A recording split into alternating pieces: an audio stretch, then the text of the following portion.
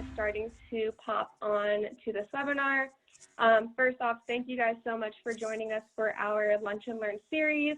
My name is Lauren. I am PERQ's Marketing Event Manager, and today our EVP of Marketing, Mohammed Yasin, will be interviewing Dahlia Cogreen from Unified Residential, who is their Director of Marketing, and Katrina Green, Sheehan Property Management Senior Regional Property Manager. Today, we're going to be talking about doubling down on digital and how they use their resources to manage their team. During our conversation, you guys can interact with the Q&A feature or the chat feature. We will be chatting for about 45 minutes, so make sure you guys get your questions in there. And then the last 15 minutes of our conversation, we will be wrapping up with Q&A. So Mohammed, if you want to go ahead and take it over. Thank you very much, Lauren. Appreciate that. Thanks everybody for coming, spending your lunch with me on a Tuesday with all three of us. Appreciate that quite a bit. And to all of the folks who stuck with us through the email that had the wrong date on it, that was awesome. It looks like we've got about 70-ish people with free lunch today as a result of my mistake. So silver lining there. I'm really curious for all of you about if you want to jump into the chat, what you got for lunch today with that credit. So cool. And thanks, Julie. Julie, I love the pillow too. All right, so we're gonna get started today. We're chatting about digital tools, right? And kind of the digital divide of sorts in general. Katrina, I know we've chatted a little bit about this before. I know a couple of your hot button topics there. I think we're gonna definitely dive into training for sure. Dahlia, just met you the other day, but I was super excited in that conversation. I think we're gonna have a good talk today. All right, so we're gonna kind of jump right in. As usual, this is an interactive type of format. So as Lauren mentioned, definitely drop things into the chat if you have any questions along the way. Some of those we may wait until the end to answer. Some of those we may pull actually into the live conversation as well and try to get those answered if it makes sense in that particular moment. So please do that. And then also we will have polls along the way, and we're going to launch the first one right now. So Lauren, if you can pop up poll question number 1 for me. And this is just around the types of technologies that everyone's been adopting in 2020. Now, while we do that, I'm going to slide this off to the side so I can get out of my way. While we do that, I'm going to chat with the two of you about tools that you can't live without. And this could either be personal tools, this could be work tools, this could be something you're using at your sites, etc. Anything that you feel like you cannot live without. And I'll start on this one. There's 2 of them. First one is super simple. I have always been a list maker and a check my list off type of person. May or may not write lists after the end of the day sometimes if I miss something, just so I can check it off. So notes for me has been just a huge one, right? Just on my phone, honestly, just to keep myself honest through the course of the day, keep my priorities together. And then one that I actually found during quarantine from a personal side that's been really, really helpful is one called Dailyo. It's an app that's literally just about like tracking your moods and tracking what you did on a day-to-day basis. So I can give a little like, it was a good day, bad day, horrible day, great day. And then a couple of checks on, you know, did I see my friends? Did I watch TV? Did I read? Did I craft today? Did I go to therapy? All those types of things. And it's just been really helpful for me kind of to give me a stopping point at the end of these, what can be very, very, very long days during quarantine that kind of all meld together and like stop and say, you know what, like what went well today? And then also maybe what were some of those struggle points where I can like kind of address it tomorrow? And that's been like hugely changing for me from just a general like mental health perspective. So I thought I'd share that one. Let's go to Dahlia. Yeah, those are both really good. I was laughing at your list one because my husband's a list maker. Funny, I am not a list maker. I'm more of a free spirit, if you will. But for work, for me, the biggest tool that I've come to like love, especially being in a digital age, is Snip and Sketch. It's there, and it helps me all the time when people are like, I don't know what you're talking about. Can you please share that with me? So I literally just snip and send it to anybody that has a question. Sometimes my responses in my emails are simply just the snip and sketch image. You know what I'm looking at. And I'll ask people to send me that too, because I can't help you if I don't physically know what you're looking at. And I'm not, Right. we're in that age where we have to like be obviously socially distant. Most of us are working from a remote area. So having that snip and sketch tool is huge for me. That's awesome. Personally, I mean, honestly, I use the Peloton app. That's my favorite go-to. I need a workout in almost every day, just to, whether it be yoga or meditation or something like that, to get your mind right. Because I feel like if your mind's right, your day will go right. That is so true. That is so true. And I think everyone on this call is generally pretty busy overall. Yeah. But there's, I think, extra stress right now, right? And 2020 has been a very stressful year for lots of folks. And I think it becomes even more important now than it was before to make sure you are taking care of yourself physically and mentally so you can be at peak game when you're working, right? It's Absolutely. It's different. What about you, Katrina? I feel like I've heard one tool from you that's very similar. You and Dolly are like twins. Say it. I said it so much last time that I started already. I'm like, well, I know what I want to say, but I'm not going to say it because I said it. I said it already. My version of Dahlia's is called Snagit, but it, she covered that. I would say that my sort of tools that I can't live without are not glamorous at all, and they're not fancy apps, and they aren't things that make me sound really organized. But just like text, if I didn't have text, I'm not sure that I could get up in the morning. And I think too, it just comes from like being available and being accessible. Like I want to be accessible to my family, to my employees, to my own, group that's closest to me, to my dance friends, to my volley moms. So it sounds silly, but it's the first place that I go every time I open my phone. So it's not glamorous, but text. And then I started using the Calm app. My best friend Christy introduced it to me on vacation, and I was like, Christy, I don't need that. And truly, I do fall asleep very quickly. I think I just wear myself the heck out. But I do like when Harry Styles or Matthew McConaughey read me a bedtime story, and I wouldn't have it any other way. So I'm gonna say texting and the Calm app. That's awesome. Those are some good ones. I like that. I like that a lot. Thanks, Lauren. You just popped up the results on the thing there. Virtual touring software and chat tools. Those two both with 52% leading the way by far. I think we can all we'll chat a little bit probably. I think about virtual touring software at some point in this conversation. It's almost inevitable. You cannot have a multifamily chat in 2020 without talking about virtual touring, right? It's just not a thing. And then chat makes sense in there as well, kind of like almost, an extension of Katrina's mention of texting, right? That chat or text, et cetera, is also turned into a pretty big business tool as well. And then behind that, we have marketing automation software. I can definitely see that. I know I've invested in quite a bit of that myself this year. And I am surprised though to see here that we've got about 10% that said nothing is new this year. We're gonna chat about, I think, a little bit about that one. I can see Dahlia is like, as well. Yeah, that's interesting. It is for this particular year. For this particular year, it is interesting. Those people probably had everything completely nailed down ahead of time, and I wish I had their foresight. But let's on that topic of kind of newish tools or the changes of technology as a whole, let's go down that route a little bit. I think that'll be an interesting one. Both of you have been in the industry for quite a while, right? Veterans, you know what you're doing. Let's take a little bit of we'll take a little bit of a trip down memory lane. All right. Both of you have been in the industry long enough to know not only what's available right now, but also what has been available over time, right? And the pace of technology moves crazy fast. Over time, like what did it look like when you first got into the space from a technology assistance perspective? And how's your process changed? What's that journey look like? And I'll start with Katrina on this one.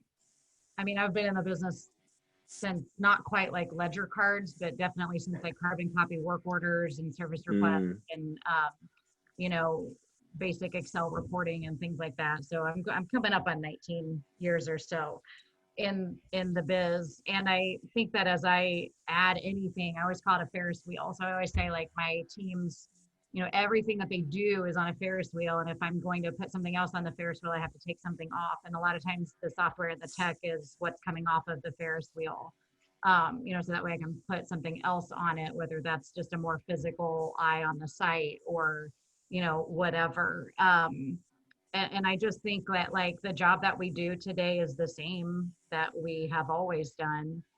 But, you know, in some regard, we've muddied the waters with technology because, you know, the generation coming up, there's things that they just don't even know because they've never had to do it, like actually do it.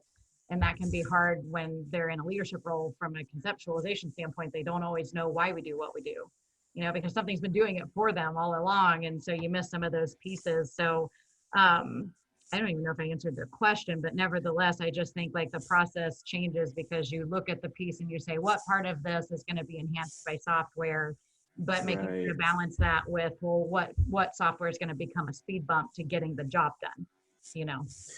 For sure, for sure. It's interesting you mentioned about people coming into the space who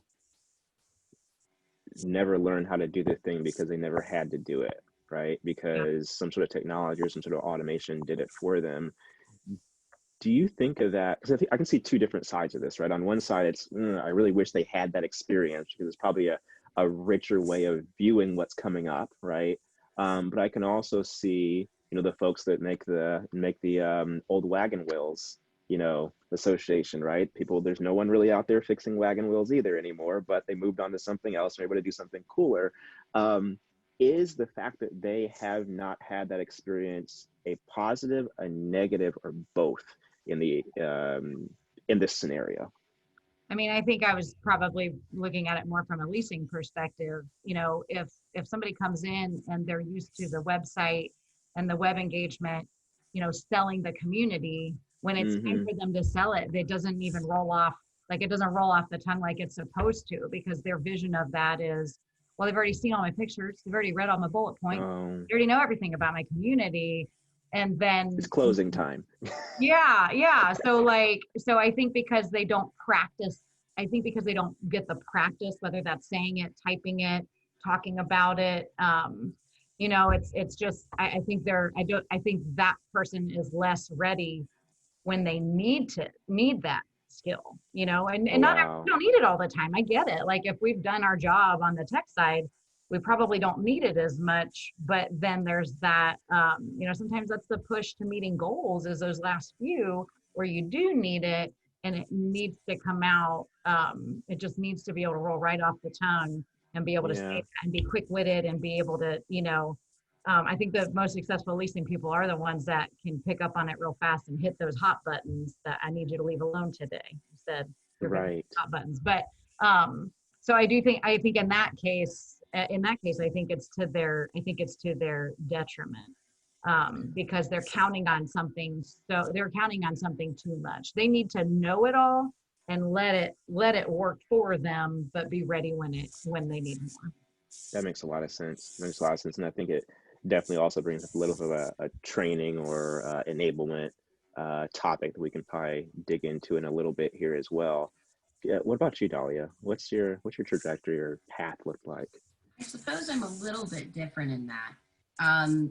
I see the future of this. I also started with the carbon copy, the handwritten guest cards, the card box that we had, and now we have, and we just had a property management software. That's all you had, where it had just one website you went to that you entered everything and it pulled out everything that you needed. That's what I started with. And now we have websites that automatically people can apply without ever talking to you. So I suppose that's where sorry, Katrina, I don't really function off the wheel, if you will. I'm a little bit more in the idea of leasing is going to change. And our lease, it already has, and I don't see it going back.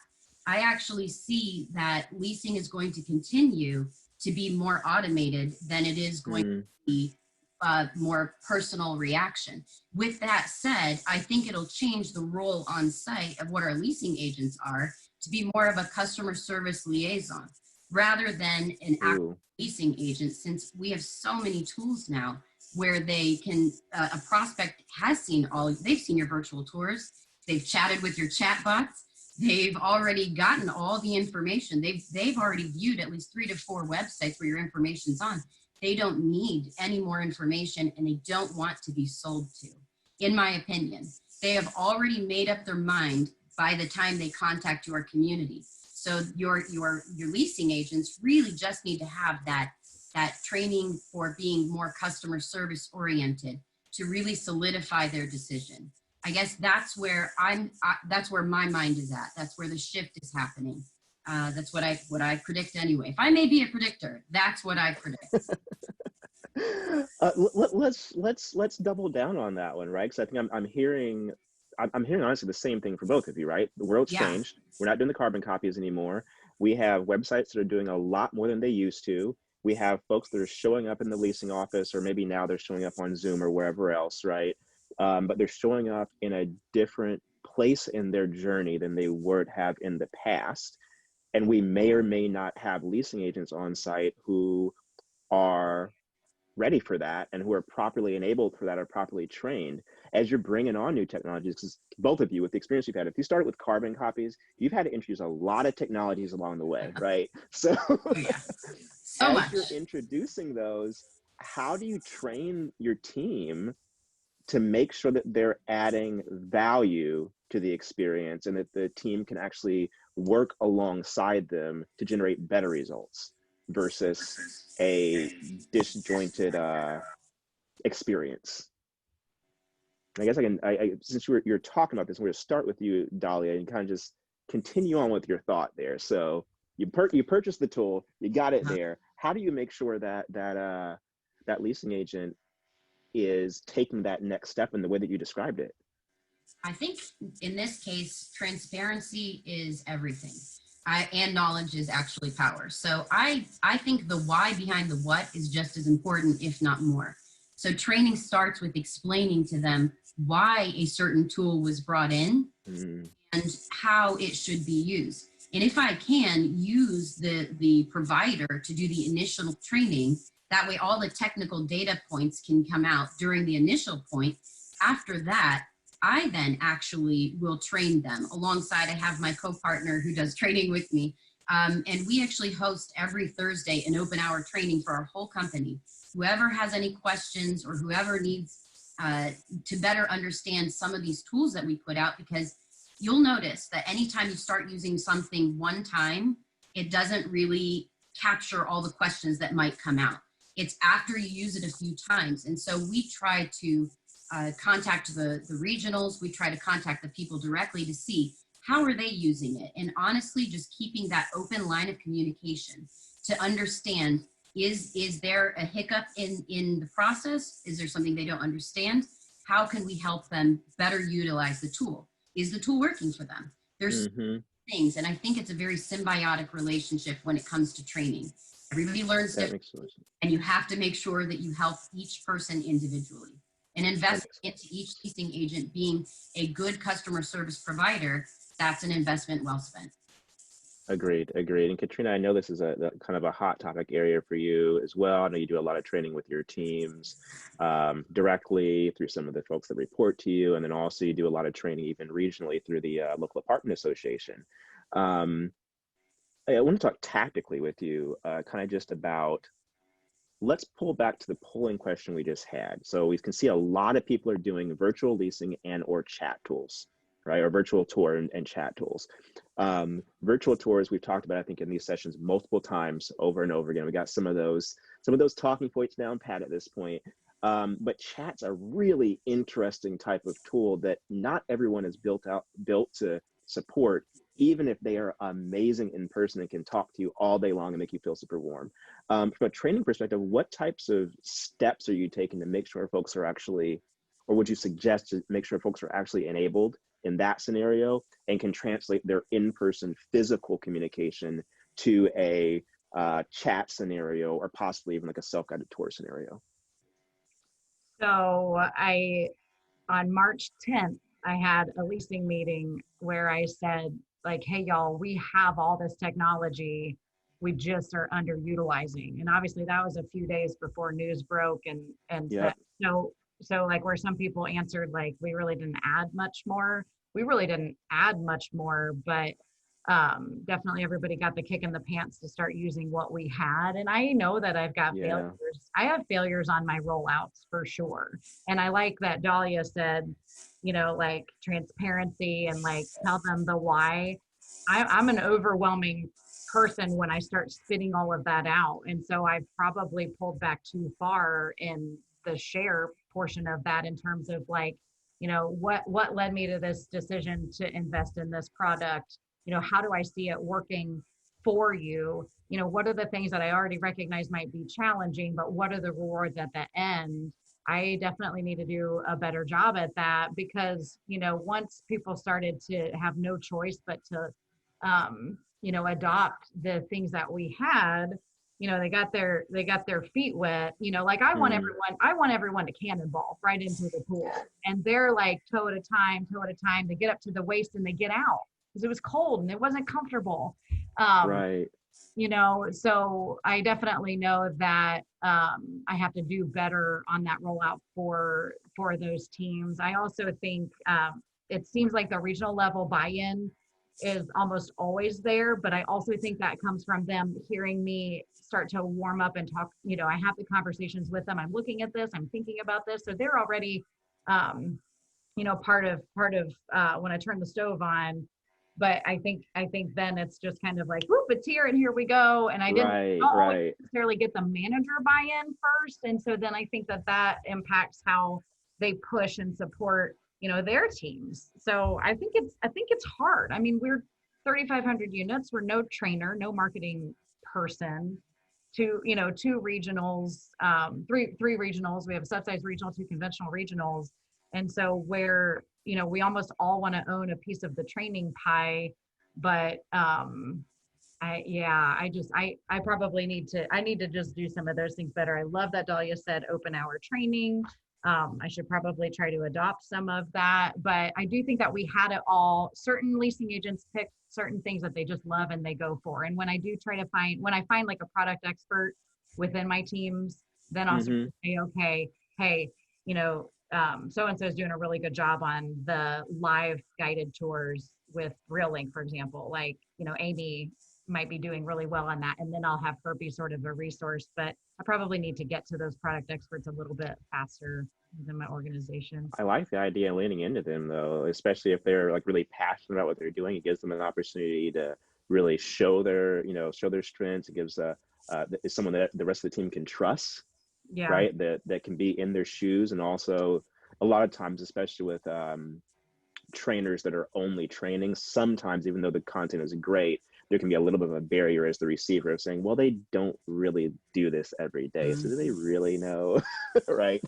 Yeah. What's going to happen when I actually get to the field?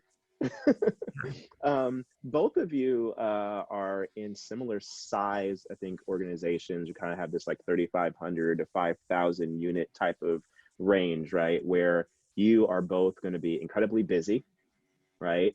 But you may not be of the size as well where one, you can make a lot of mistakes with the tools you choose. Not saying everyone that you can, but if I remember my own career earlier on with some much larger organizations, there were some mistakes you could make, which would literally be just considered a rounding error, which could be catastrophic for an organization of smaller size, right? So you have to be very careful about exactly what you choose. You do have the benefit, I think, in many instances of making decisions fast, right? And I think that was super critical going into this scenario where you could say, oh my goodness, we really need this type of tool in order to survive through the beginning of quarantine, for example. I'm going to get it right now. This is what I want. Bam, done. Let's go. Right. But at the same time, you do have some risks there as well. And you have to be really smart about what you choose and where you place your bets, because you can only make a few, right? You can't spread and say, I'm going to buy everything and see what works. You got to pick one and do your research. As you're strategizing what tools you use in your tech stack, Dahlia, what's your decision process look like for deciding what to invest in versus what to let go, even though it may look kind of cool? Right. Well, I tend not to. I very easily let go of things, even if they look cool or whatnot. Because if it's not working, it's not working. Yes. And honestly, having started out as a leasing agent to get to the role that I'm in today, I've filled every role. I kind of understand from their perspective how to use it.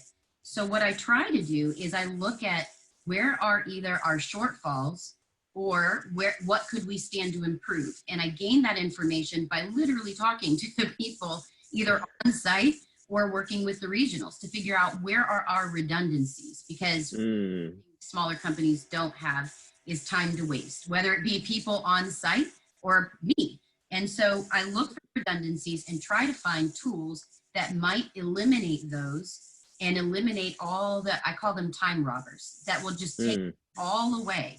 And that's where we then look to invest in tools. So very, very much like the minute the pandemic hit, the first thing I did was virtual tours. I mean, I think the next week was the very first thing I did. Called every property, I'm like, I need virtual tours. And so, you do that in a rush, and then you can plan it out sort of to take a more professional approach, if you will, to get nicer virtual tours taken, or more realistic, if you will. But yeah, I look for and research. I think that's kind of what I'm paid to do right now, right? Part of my job, research what are the best tools out there, pros and cons of what will work for our company, and what is easily going to be accepted by those on site. Whether all buy in or not, I can't control that. But can the majority of them benefit from using this tool, and will it in the end improve our ROI? Yes or no? Yes, great. Whether it's direct or indirect, the answer is usually yes. That makes a lot of sense. As you've been going through and doing some of this evaluation and either adopting new tools or investing more in tools you already had there been any like old tools you kind of rediscovered along the way that you found value in? But see, even those old tools have improved. So yes. Talk to anyone in my company, which some of them are on this webinar right now. They will laugh, because the old tool that I use pretty religiously right now is simply the calendar. Do you know how many calendar invites I send? Let alone like the calendars that exist within our leasing. So people can request tours that way, and they can tell you what type of tours they want to send. That stinking calendar is like everything. It is everything. It tells you where I'm going to be. I can share it. It tells you where you're, like, I can know what everybody's doing, and then I can put my training time on their calendar right there. I can chat back and forth. And so just that calendar, I used to have this big, the big calendars that all the vendors would drop off, and you would just put it on your desk and you would write on there. That's basically what I use, but now it's all digital. And that old tool has been my go-to. See, you are a little bit of a list person. You're just in calendar form. No, in calendar version. What about you, Katrina? What's that look like? And I'm also curious, since I came up, about like old tools. We talked a lot about like stuff that's been over the course of time. You talked about reinvesting in things at the beginning of quarantine. Anything that's popped up along the way that you've maybe forgot about for a while and were like, oh, this works? Like QR codes? Like, I feel like I remember, so I used to, I do have some years under my belt as an account exec for rent. And so I remember having the magazine, and I remember training and teaching people in marketing what a QR code was, how to use it, and how it, lifted and gave that experience off of a piece of paper. And so then it was just kind of like, you never really saw them, or you saw them just like on, how to care for the plant that you just bought, which for me, like, that goes in the trash because I know I'm going to kill it anyway. So yeah, same here. I try to save it, but once I go and remember that it's there, it's too late. No, I like for that to be my excuse on why it died, because I lost a little thing that had the QR code on it, how to care for it.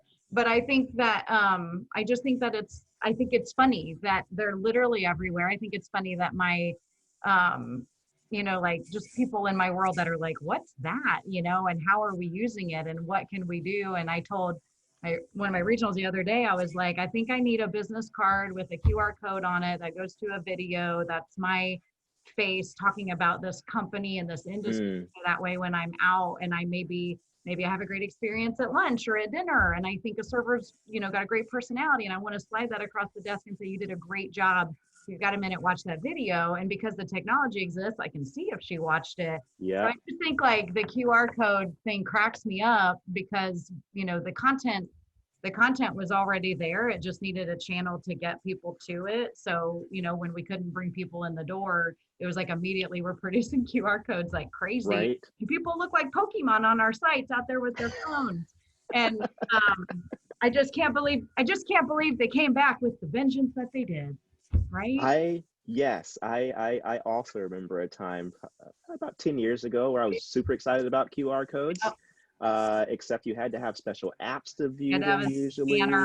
You had to explain what in the world it was and how it worked, and they disappeared. And then suddenly, during quarantine, it's interesting that you mentioned the food services industry.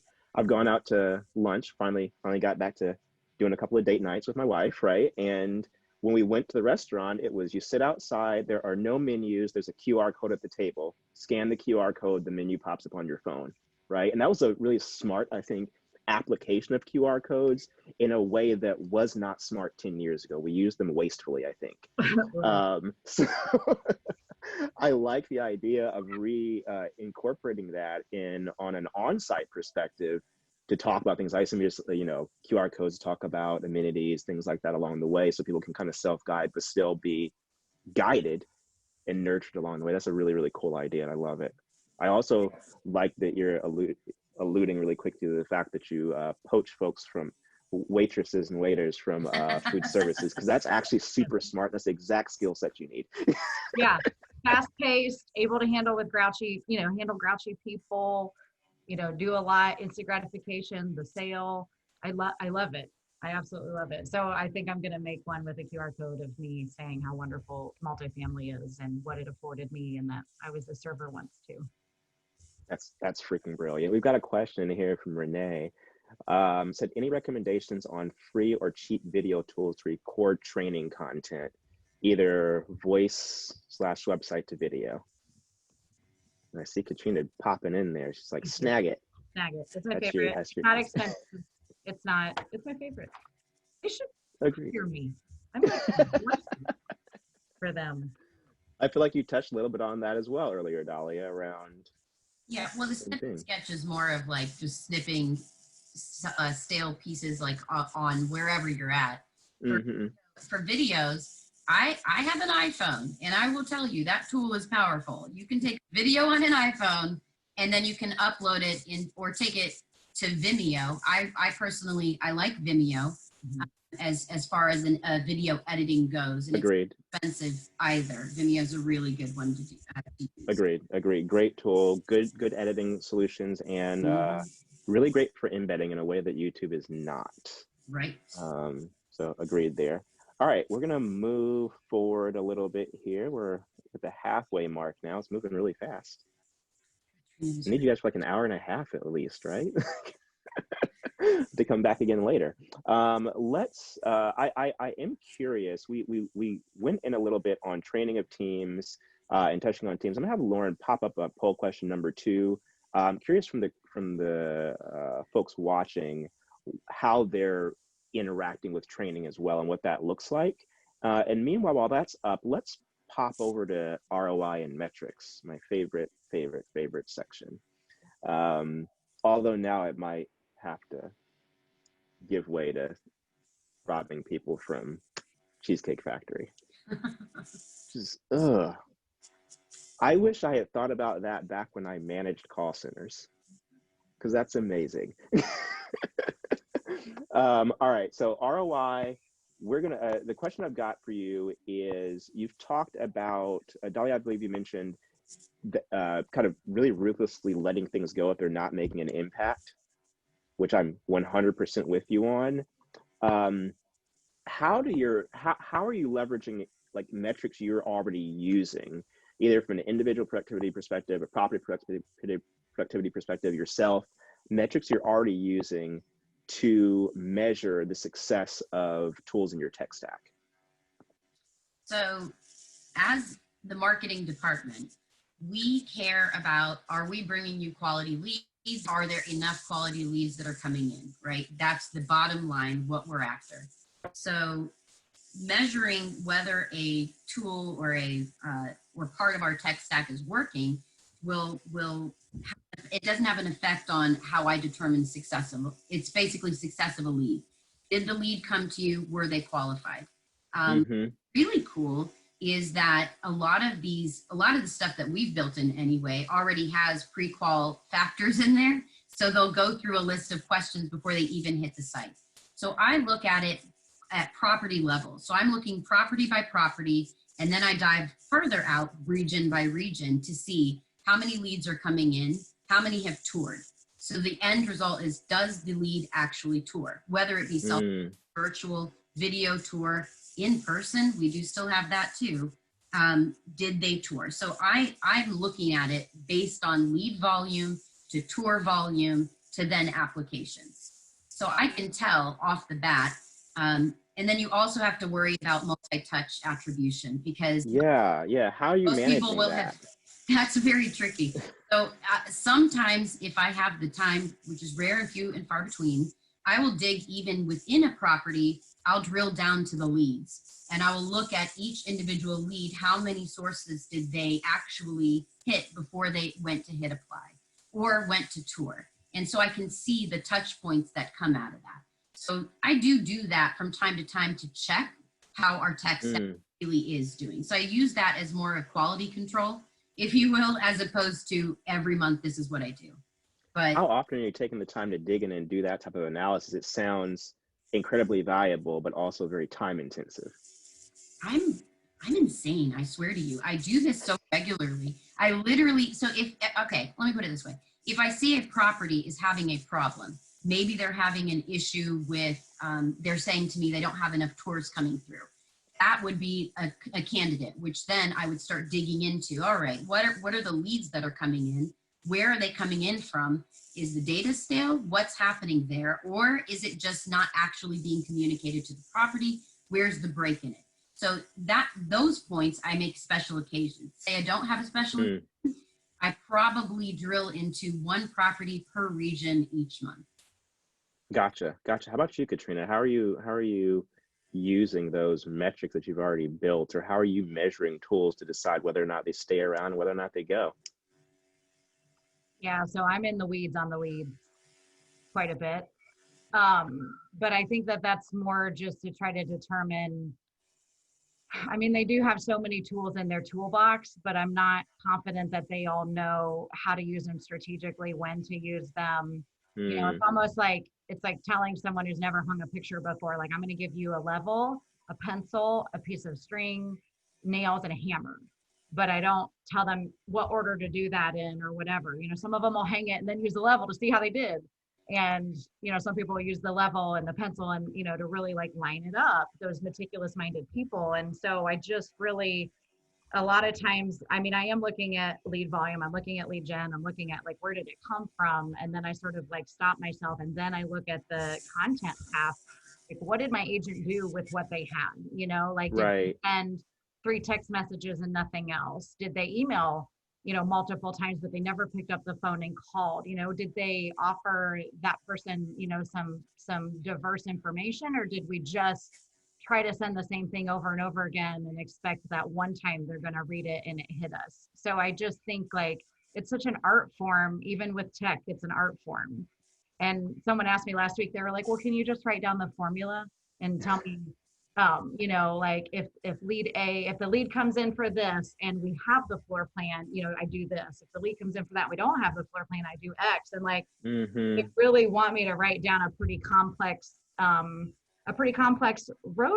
and they want me to do a paint by number, and I want a paint by number. Trust me, I would love for that to happen. But because the prospect is so diverse, the response has to be diverse. And so Agreed. I definitely I'm looking at all the numbers, I'm pulling the reports, but like, you pull the report, like to Dahlia's point, you pull a report from, you know, your property management software, but like, what went in there? Was it, where they converted the lead?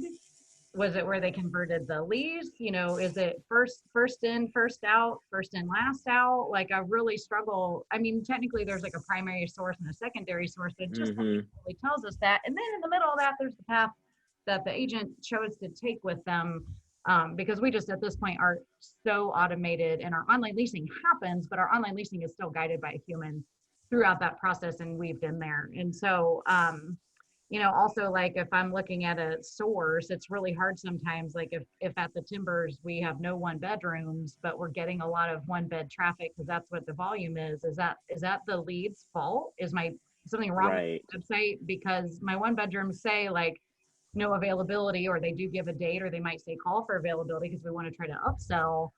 I'm not sure I answered the question, but I guess I look at all of it. But I'm in the weeds in one of our platforms that I can watch every call and every email, and I do actually pull the content, and I do try to coach and improve the content, because I see stuff where I'm just like, y'all, I can't believe you think that's gonna work. Did that work on you? No, stop. No, I hear you. I think you're 100% right, both of you. We wish there was a perfect formula, right? We 100%, I wish there was a if this then that in all instances. They are there. There are ones out there. You can do, A/B testing, you can do multivariate testing, you can do deep analysis and figure out, multi-touch attribution, or single, or first, or last. Right. But when it comes down to it, I think marketing as a whole really is a mixture of art and science, right? Mm-hmm. There is the art of feel. This feels like it could be right. I think this can work, right? And you have to kind of like take those bets and throw those out there. Then there's a science of measuring the results of what you did, while keeping a healthy dose of kind of cynicism around what that data is, right? And I think that what I'm hearing from both of you is getting really deep in the weeds on the numbers, on the results, on the data. I think that's what sets a great marketer apart from an okay marketer, right? And then also saying, okay, I think in some instances, two things working together, if you separated them, don't work at all, but put together, all of a sudden it's like the magic combo. And just kind of watching out for those areas. I know there's a couple of pieces in my tech stack even where if I look at one thing, it doesn't produce anything at all. But every time I turn it off, this thing over here doesn't work anymore. And I'm like, what's happening? Right. So there's something there that you kind of have to get to.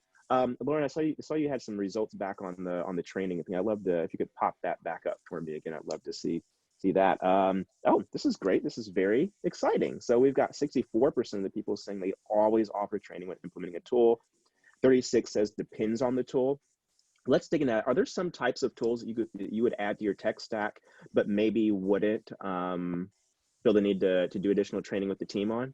And now that I see that, I can think of a couple off the top of my head on my side, but what about for the two of you? We'll start with you, Katrina. Which is going to be interesting because you love training a lot. So I know. I guess I'm confused. Are you asking me if there's something that I've ever rolled out with zero training that just like happens? Could be. That could be a scenario. I guess when we drill it down, have you purchased a tool to add to your marketing tech stack, but not rolled out a training for it, or felt the need to do that? Well, we always need to, for sure. Always need to. I can't think of anything that had like zero training. I can think of things that have had a different, like Dahlia mentioned that like there's a vendor training and then there's like internal training. And I would say that sometimes I've had just the vendor training, or sometimes I've had just the internal, that perhaps coupling those together is a good decision. Maybe, but then there are also times where like a vendor will sell us, this platform that can do blah, blah, blah, blah, blah, blah, blah, blah, blah. Well, because none of y'all have figured out just one solution for all these things, we have multiple vendors, that have to work together, I suppose. And so sometimes if I let the vendor do it, they're going to sell them on all those other pieces of it. But really, I just want them to perform 2 out of 5 here because we're already performing a couple of those here. And there's a good business decision reason why I want you to keep doing it this way. That makes a lot of sense. So, I mean, I just think it's like, again, I know I need to improve my rollout process. But I can't think of anything that we were just like here in zero training. And also it's like, they have to want to be trained on it. They have to go grab it sometimes. Like I can just only feed them so much. At some point they have to be hungry enough to feed themselves. And so I would guess that I'll have people, I could have my own folks on this, I don't know, but I would guess that I have some end users that will say, well, I didn't get trained enough. I didn't get trained enough. And I'll say, well, you had access to training. You had access to training. And so if there's anybody in their infancy in this industry, like ask for training. Don't sit and wait for it to come to you. It's probably there and accessible, but you do have to grab it. So no, I can't think of any time we've ever just been like, roll the dice and hope they use it. Sure. For the folks that answered that way on the poll, I'd love if you could pop into the chat and just give a couple of examples of times where you've done that. I can think of it. I had to think about it for a second while Katrina was talking. I can think of a couple of kind of like BI, analyst tools that I've purchased that really were just only going to be for me, that were really critical to my tech stack overall, but I knew I didn't need to train anyone else on the team because they were never going to get into it. And if someone was like, oh, how's that work? I would tell them then. So that's kind of, I guess, an example from my side. But I'm curious from the folks that answered that way, what types of scenarios you've seen that work in. And what about you, Dahlia? Yeah, very much like Katrina. We're so heavy on training that on top of like the open hour training I mentioned, every 6 months we host a huge success training, basically, which is mandatory for everyone in our company to attend a 2-week training on every single tool that we use. So if you maybe missed it from the 6 months prior, right? As long as you're with us for the 6 months, plus we use Grace Hill, and we're with those clients where I'm sure you are as well, where you can literally create your own courses. So after we host this huge success training, I'll create the course and then I'll email blast everybody, hey, there's such and such courses here. Please take it if you want. So the BI metrics and those types of things, I don't turn on for everyone to see. So they'll never know that it's there because it's only that accesses it for real. So honestly, no, very much like we offer so many opportunities for training. It is there. If they want to access it, if they want to ask a question or gain it, we do use one of our platforms in our tech stack has so much information that it provides. It can be overwhelming, but it's understandable if you're clicking through it. But like she said earlier, if you just ask, it is there. It is always right there. We are, as I see you, we work very similarly, very transparent, very open door policy. And that's how literally our whole company is. So we offer so much training. It would feel wrong at this point to roll something out and not train them on what's being in their toolbox. They should know what's in their toolbox. Otherwise, how do you expect them to be successful?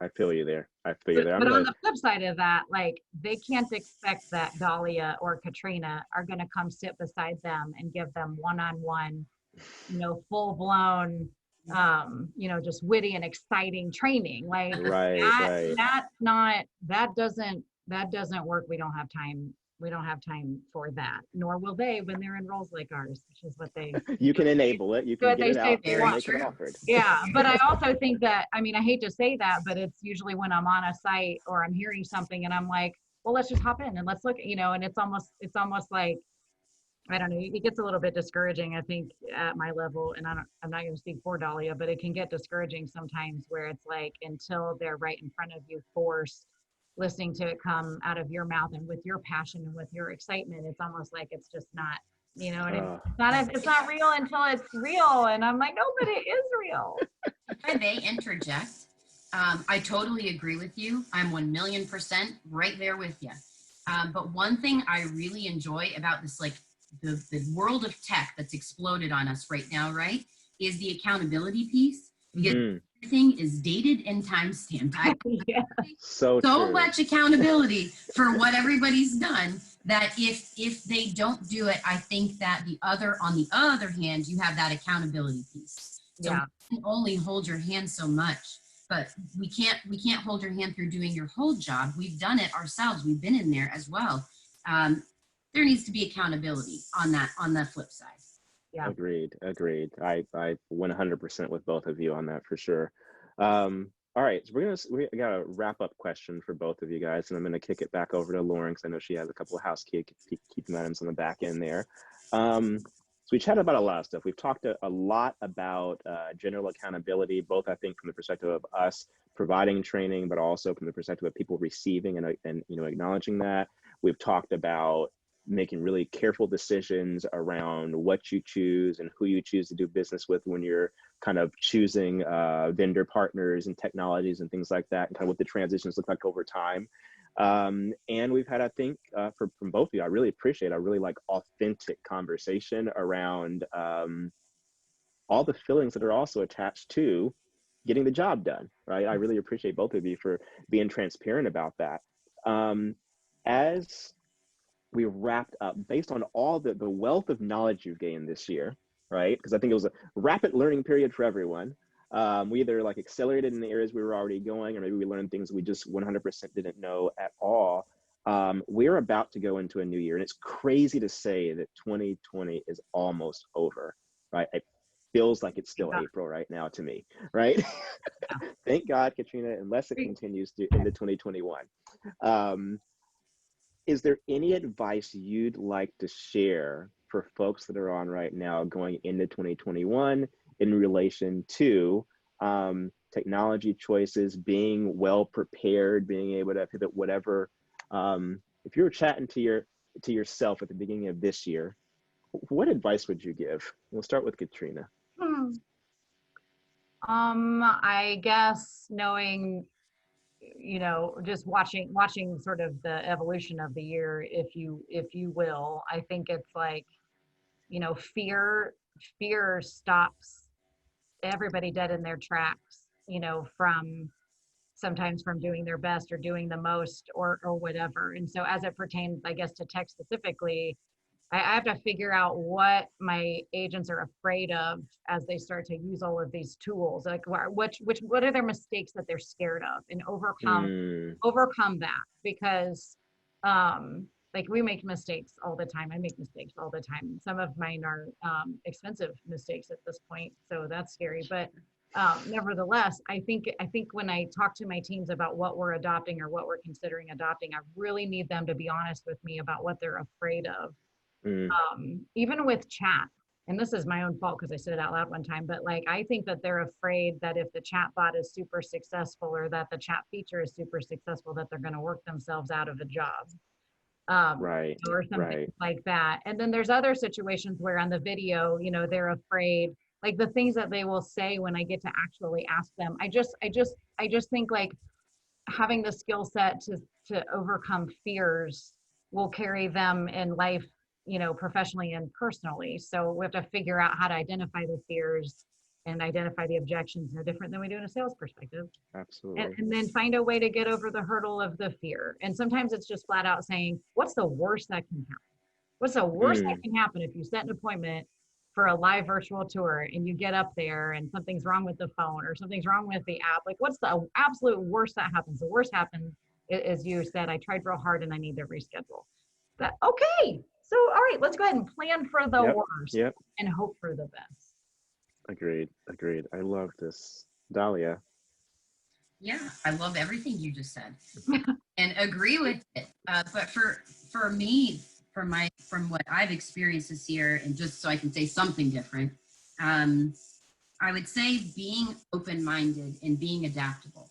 What worked for this industry in the past isn't what the future is going to look like.